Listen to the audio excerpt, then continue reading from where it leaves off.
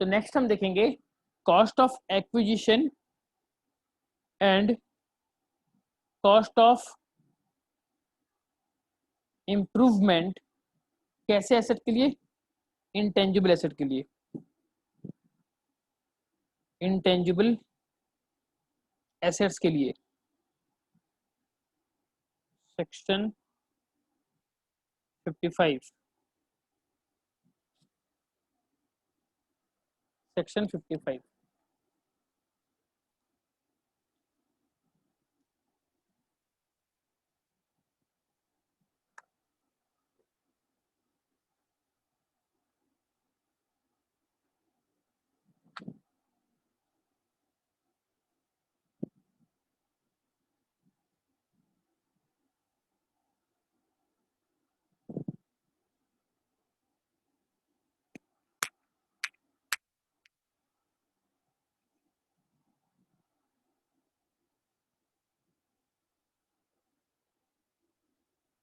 ठीक है, देखिए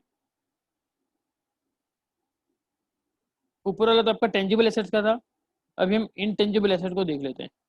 क्योंकि अगर आपको याद होगा सेक्शन 2 सबसेक्शन 14 की डेफिनेशन कैपिटल एसेट में बी टेंजिबल, में बी इंटेंजिबल, में बी मूवेबल, में बी इमूवेबल, में बी रिलेटेड टू बिजनेस, में not be related with business, कुछ भी हो सकता है। ठीक है ना। तो यहाँ पर हम देखेंगे कि अगर इंटेंजिबल एसेट वगैरह कुछ है तो उस केस में हम cost of improvement and cost of acquisition इस तरीके से कर सकते हैं। तो यहाँ पर भी हम एक स्पेशल टाइप का टेबल बनाएंगे और उसमें हम इसको डिस्कस करेंगे। टेबल कुछ इस तरीके से बनेगा।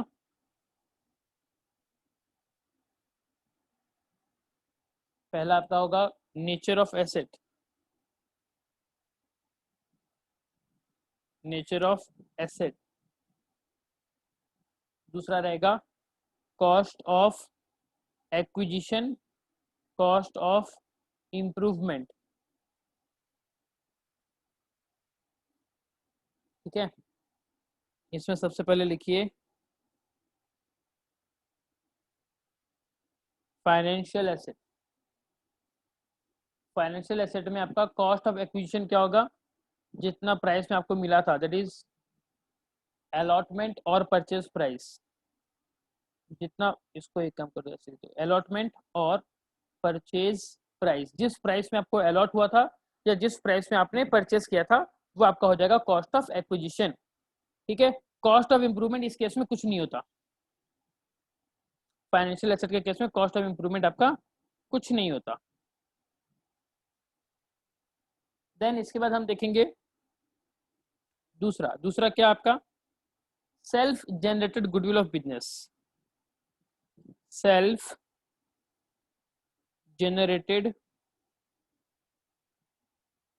Goodwill of business. आपके बिजनेस का सेल्फ जनरेटेड अगर है goodwill, the word is self generated, तो भैया वैल्यू दोनों ही केस में, कॉस्ट ऑफ एक्विजिशन हो चाहे कॉस्ट ऑफ इंप्रूवमेंट हो, वैल्यू आपकी नील ही आएगी। क्यों? आपने कितना रुपया लगाया वो तो पता ही नहीं चलेगा, क्योंकि ये सेल्फ जनरेट है, अपने आप ये गुडविल बनी है। ठीक है, तो इसीलिए हम यहाँ पर कॉस्ट और एक cost of acquisition as well as cost of improvement को नील मानते हैं। उसके बाद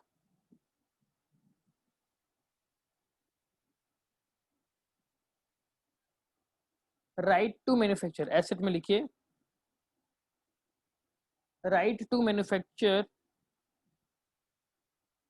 राइट टू मैन्युफैक्चर और प्रोड्यूस और process any article, process any article और राइट टू कैरी ऑन,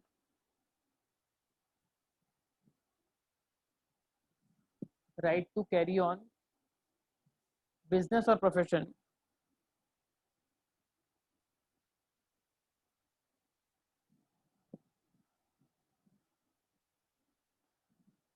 ठीक है, अगर आपको कैपिटल एसेट का अगर डेफिनेशन याद होगा तो capital asset includes any right to operate a business, किसी बिजनेस को ऑपरेट करने का अगर राइट है, या किसी चीज को प्रोड्यूस करने का राइट है, कोई चीज का पेटेंट आपने खरीद लिया, कोई कॉपीराइट आपने खरीद लिया, तो ये भी आपका कैपिटल एसेट कहलाता है। एंड हेंस अगर आप फ्यूचर में ऐसे किसी कैपिटल एसेट को बेचते हो तो उसके ऊपर भी आपको कैपिटल गेन देना पड़ेगा।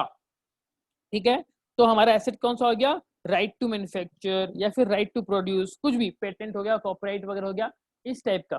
तो इस टाइप का एसेट अगर है तो कॉस्ट ऑफ एक्विजिशन में क्या होगा, सिंपली जितना पैसा देकर आपने वो राइट खरीदा है या वो पेटेंट खरीदा है वो आपका हो जाएगा cost of acquisition.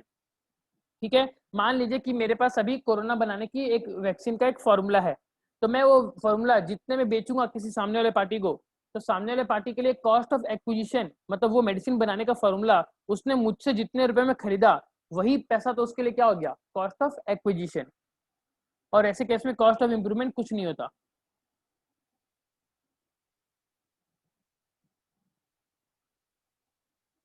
And the last one is self generated, self generated tenancy right,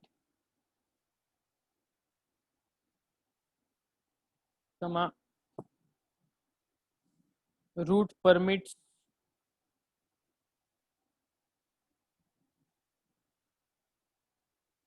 trademarks,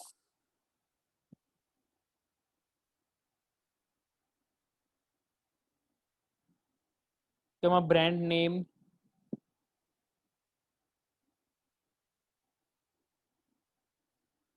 etcetera. तो ये सारा चीज जो है ये तो आपका सेल्फ जनरेटेड है, आपने कहीं से खरीदा नहीं है। अगर कहीं से खरीदा नहीं है तो उसका कॉस्ट क्या बताओगे, नील। लेकिन इन सबको आपको इम्प्रूव करना पड़ता है। ठीक है, टेनेंसी राइट हो गया, रूट परमिट हो गया, ये आपका ट्रेडमार्क्स हो गया, ब्रांड नेम हो गया, इन सबको आपको कमाने के लिए आपको बहुत सारा कॉस्ट ऑफ इंप्रूवमेंट आपको खर्चा करना पड़ेगा। तो उसको करने के लिए जो आपका खर्चा हुआ that is actual cost incurred, वो आपका ले लोगे कॉस्ट ऑफ इम्प्रूवमेंट में। तो ये सारा का सारा डिटेल आपको क्वेश्चन में दे देगा, आपको ज्यादा अपने से कोई दिक्कत नहीं आएगी, ज्यादा कुछ सामना आपको करना नहीं पड़ेगा, प्रॉब्लम आपको फेस नहीं करनी पड़ेगी। यहां तक अगर एक बार आपका हो जाए तो प्लीज लेट मी कंफर्म। हो गया सर। हो गया सर। हो गया, okay. Our next important part जो हम पहले भी डिस्कस किए थे, बट यहाँ पर थोड़ा सा और अच्छे तरीके से उसको डिस्कस कर लेंगे ताकि अभी जब हम नंबर सॉल्व करेंगे तो पता हमको चलेगा। हमारा नेक्स्ट टॉपिक है rates of taxes on capital gain. अगर कैपिटल गेन आपका अगर होता है, अगर आपका कैपिटल गेन होता है तो उस केस में आपका टैक्स कितना कितना क्या क्या बनेगा वो हम जरा एक समराइज फॉर्म में यहाँ पर लिख लेते हैं। तो फर्स्ट मुझे एक टेबल का आउटलेट बनाने दीजिए, फिर आप लोग उसको देख के कॉपी पेस्ट कीजिएगा।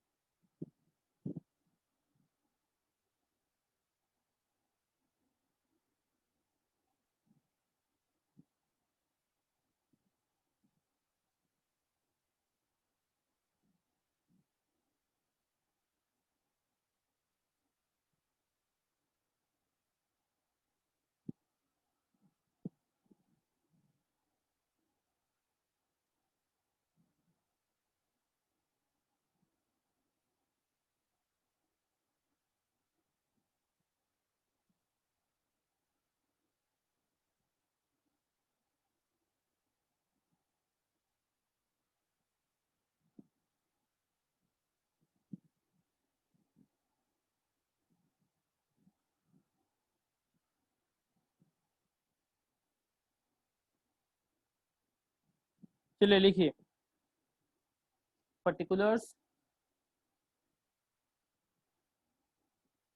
देन सेक्शन,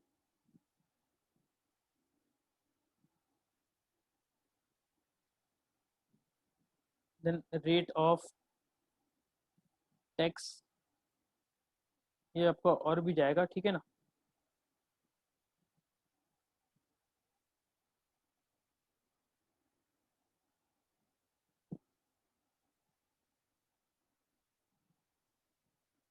अब यहाँ पर क्या आएगा, यहाँ पर आएगा long term capital gain on listed securities, listed securities जहाँ पर एस टी टी लगा है, एस टी टी मतलब सिक्योरिटी ट्रांजेक्शन टैक्स, और दूसरा वाला आपका विदाउट सिक्योरिटी ट्रांजेक्शन टैक्स। ये आपका सेक्शन 10 सब सेक्शन 38 डील करता है, एंड ये आपका सेक्शन 112। देन दूसरा आपका any other long term capital gain, section 112। Then आपका शॉर्ट टर्म कैपिटल गेन, पहला आपका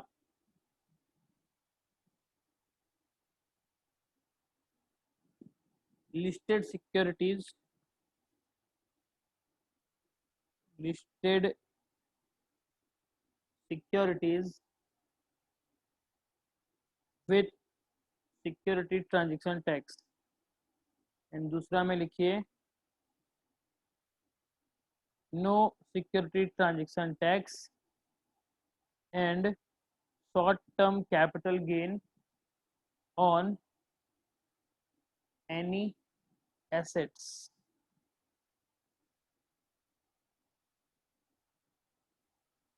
यहाँ पर सेक्शन 111A, और यहाँ पर कोई ऐसा स्पेसिफिक सेक्शन नहीं है, नॉर्मल टैक्स रेट लगेगा आपका स्लैब वाइज।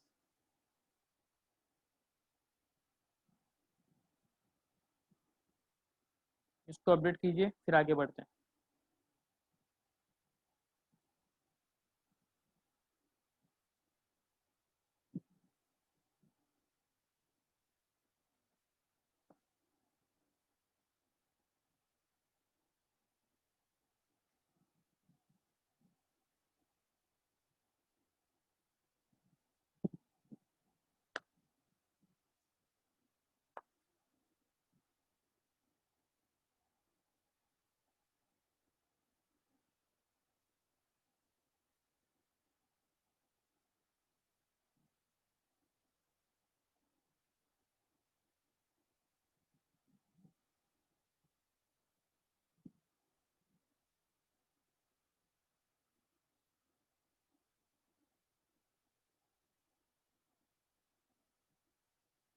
हो गया सर। हो गया, ओके। अब इसके अंदर आगे और लिखिए, रेट ऑफ टैक्स में लिखिए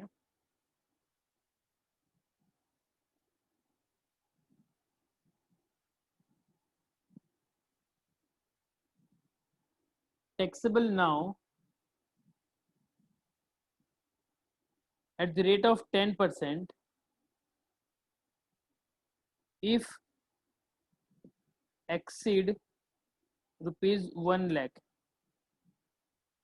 अगर 1 लाख रुपए से एक्सीड किया तो ही टैक्सेबल होगा, और अगर 1 लाख से एक्सीड नहीं किया तो टैक्सेबल होगा ही नहीं। एंड साथ ही साथ इसमें कंडीशन ये भी है 20% से टैक्स करेंगे if STT, that is security transaction tax, is not paid। अगर STT पेड नहीं हुआ होगा तो 20% से करेंगे, ठीक है। तो सिमिलरली जो हमारा दूसरा है विदाउट STT, तो क्लियर हो गया, अगर आप STT के साथ अगर पे नहीं कर रहे हो तो कितना टैक्सेबल हो जाएगा, 20%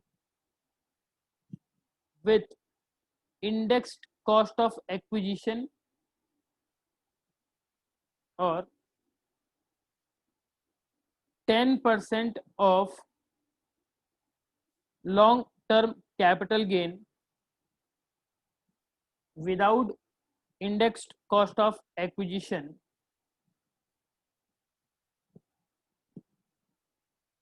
whichever is lower.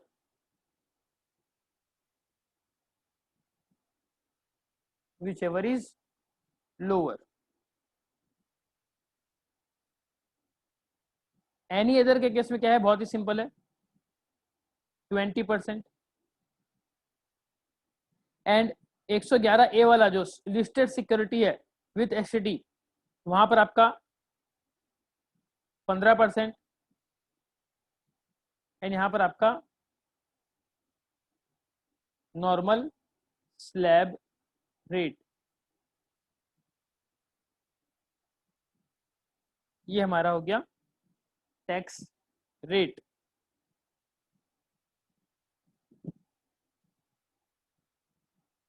Then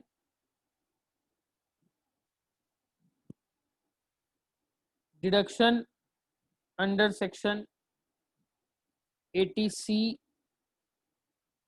to 80U. Under section 80C to 80U.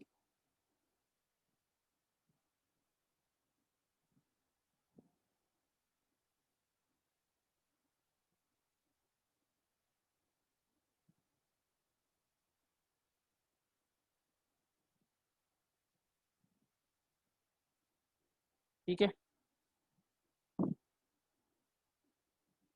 Not applicable,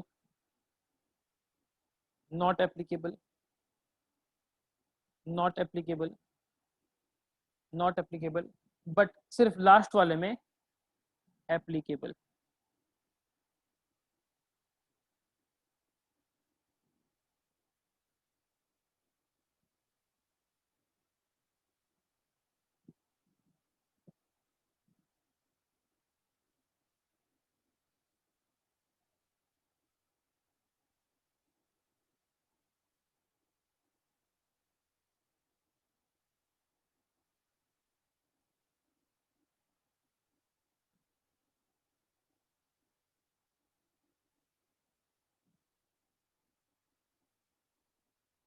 फिर एक चीज इसमें लास्ट में और लिखिए,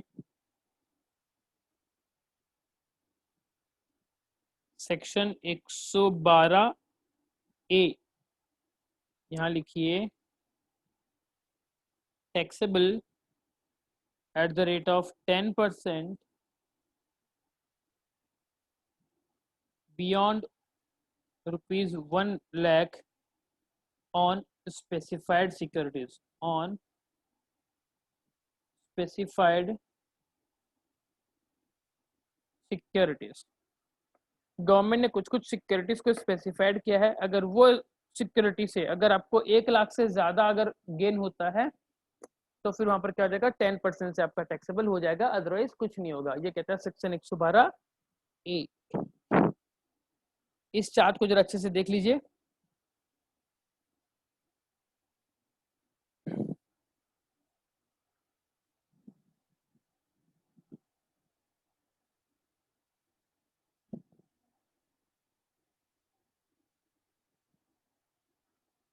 देख लेने के बाद बताइएगा, फिर हम इसको सॉल्व करेंगे, प्रैक्टिकल नंबर अब सॉल्व करेंगे.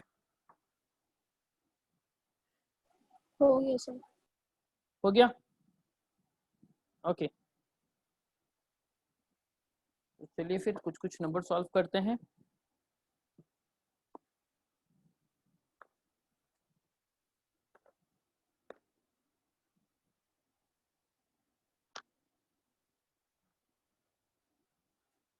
क्वेश्चन, अच्छा एक इंपॉर्टेंट चीज रह गया सॉल्व करने के लिए, वो भी लिख लीजिए.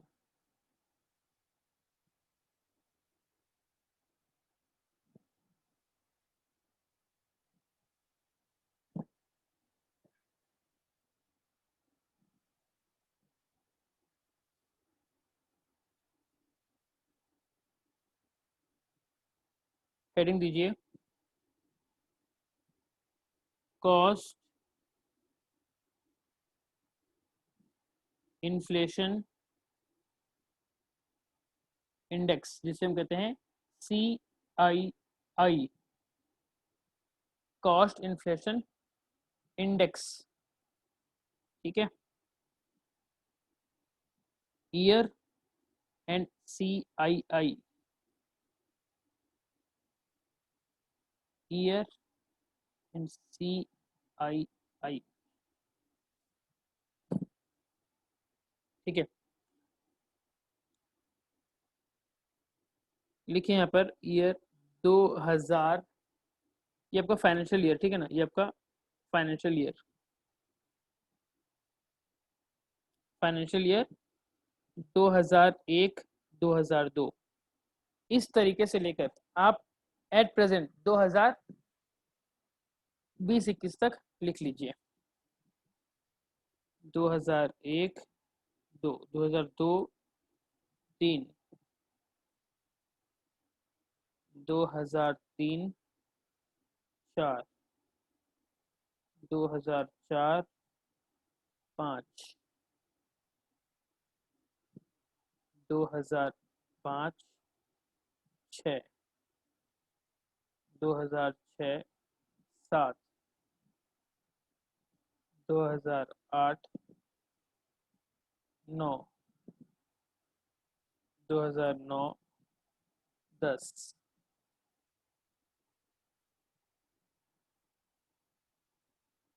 2000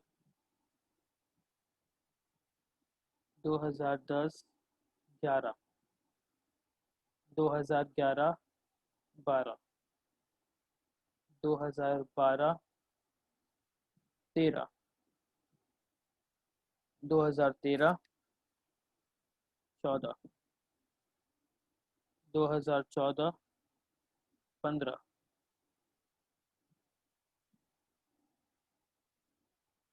2015 16 2016 17 2017 18 2018 19 2019 20 2020 21।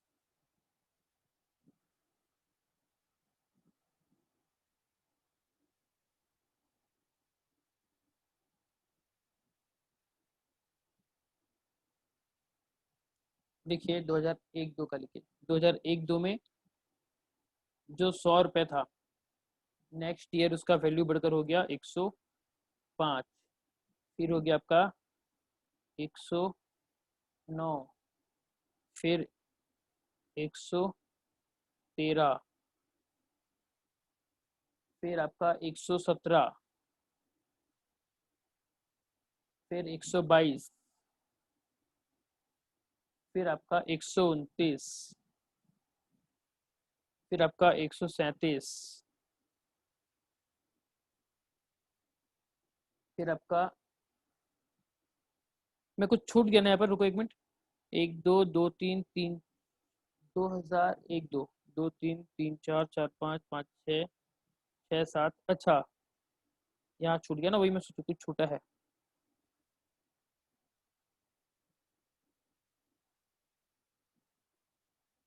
2007 8 उसका 129 था, हाँ, 2008 9 का 137, देन आपका 2009 10 का 148 9 10। इसका मतलब ये है कि जो 100 रुपया था 2001-2 में, उसका वैल्यू इस फाइनेंशियल ईयर में कितना हो गया, तो 2010-11 में कितना हो गया 167। ये आपको गवर्नमेंट स्पेसिफाई करके देता है उसका CII कितना होता है हर साल का, ठीक है। देन 184, देन 200, देन 240,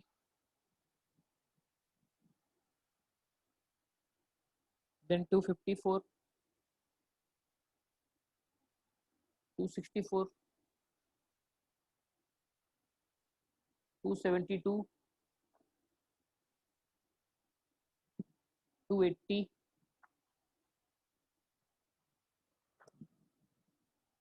बाकी मुझे चेक करना पड़ेगा लेटेस्ट वाला कितना है।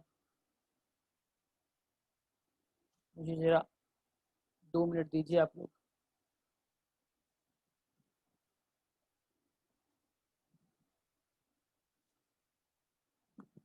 टू 80 के बाद आपका आया था 289,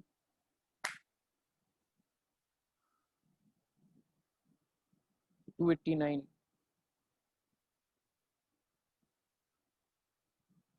उसके बाद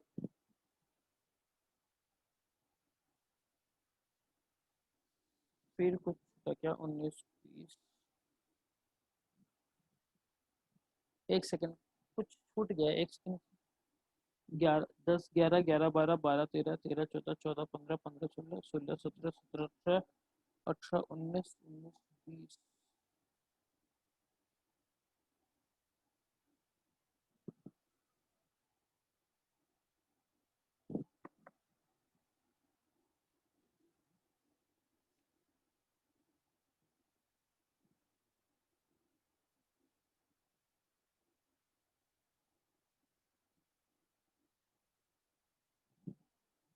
कुछ गलती हो अगर क्रॉस चेक कर लेते हैं।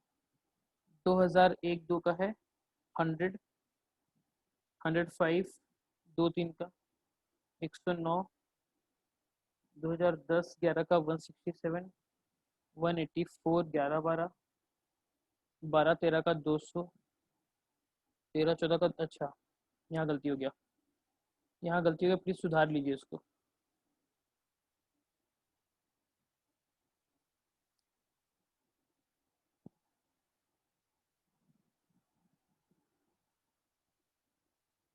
तेरह चौदह का जो है वो आपका 220, 13-14 का 220, 240, 254, 64, 72, 280, 289,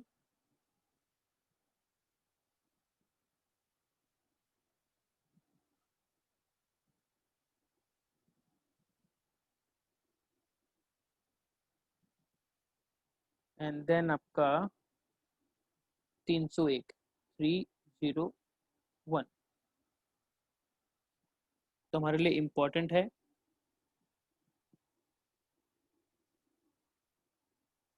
प्लीज अपडेट कर लीजिए। मैं फिर से एक बार फटाफट रिपीट कर रहा हूँ, आप लोग अपना क्रॉस चेक कर लीजिए। ईयर तो हमने सही से लिखा है, 2001-2 से स्टार्ट हो रहा है फाइनेंशियल ईयर। CII है हमारा 100, 105, 109, 113, 117, 122, 129, 137, 148, 167, 184, 200, 220, 240, 254, 264, 272, 280, 289 एंड 301। इन सबका सिंपल सा मतलब वही है कि जो 100 रुपए थे 2001-2 में, उसका आज के डेट में वैल्यू क्या है। ये कब कम आएगा, जब आप लॉन्ग टर्म कैपिटल गेन निकालते हो तो वहां पर आपको इंडेक्स कॉस्ट ऑफ एक्विजिशन निकालना पड़ता है। याद है इंडेक्स कल हम डिस्कस किए थे, तो हम क्या करेंगे, ओरिजिनल कॉस्ट का इंडेक्स वाला वैल्यू लेंगे और उसका निकालेंगे आज की तारीख में क्या वैल्यू होता है। समझ में आया आपको? तो चलिए यहाँ पर एक ब्रेक लेते हैं, ब्रेक के बाद आएंगे और नंबर सॉल्व करेंगे।